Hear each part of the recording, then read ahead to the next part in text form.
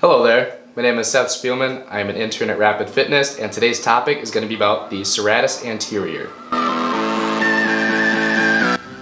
So with the serratus anterior, there's going to be two attachment points. The first part is going to be at the medial scapula border, which is going to be on the back side of your body, and the other attachment point is going to be at the ribs 1 through 8 or possibly 1 through 9.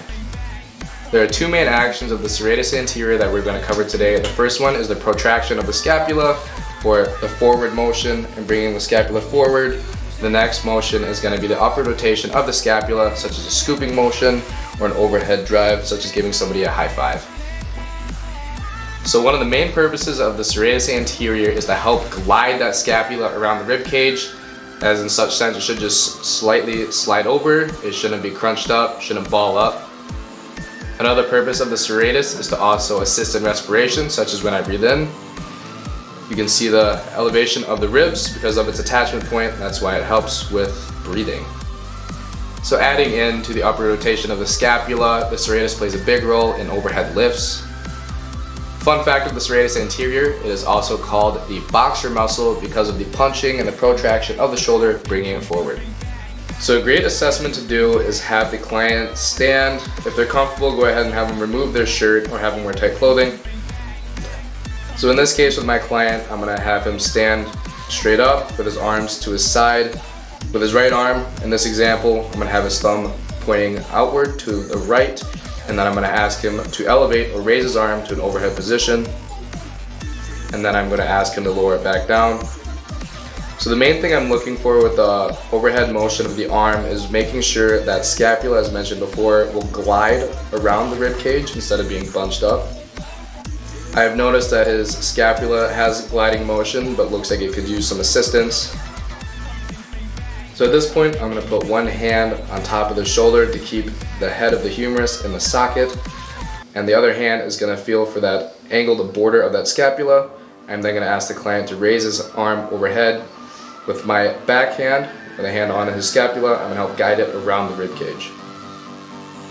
After assessing that, I would ask the client if it feels better or no difference at all. In this case, the client says it feels better.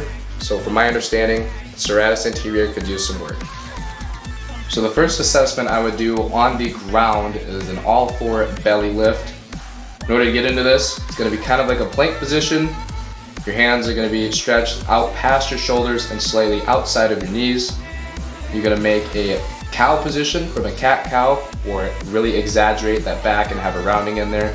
You should feel a pull on the serratus around the side of your body. Repeating this motion will help the client get an understanding of what the serratus does and how to activate it. So progression from the all-four belly lift is a knee plank with a reach in under. You're going to start with one arm, remove it from the ground so you're staggering all your weight on one side. While balancing yourself, you're going to take that free arm, reach it underneath your body, and really protract or push that shoulder forward. You should feel a pull on the serratus. Getting up off the ground, we can also use a foam roller to activate the serratus as well. In order to do serratus anterior wall rollers, slant slightly away from the wall and place your forearms on the foam roller. There are two variations to do this. The first one is having your arms about in line with your shoulders and go ahead and roll up. You should feel a pull on your serratus and then roll back down. If you aren't feeling the serratus anterior as much, you can go ahead and take a step back so you have a nice forward lean and repeat the same motion, driving your arms up overhead, and that should assist with getting the serratus to activate. Another variation of the foam rollers is spacing your arms out wider on the foam roller and more so draw your arms in a Y shape. There too, you can also space away from the wall, taking a couple steps back or one, having a nice forward lean with your torso, and repeat the same motion, keeping in mind the shape of a Y or a V. Another variation you can do is taking an object that will glide across the surface you're pushing it against. This motion is very similar to a wall roller, but instead you're using one side at a time. Just like the wall roller, you can push overhead in an I shape, or you can push slightly out to the outside in a Y or a V shape. As you are pushing up overhead, you should feel a pull in the serratus, and your opposite side, or your free side, with no hand on the wall, should slightly rotate, which is called a contralateral rotation. Go ahead and repeat this process on both sides to activate the serratus.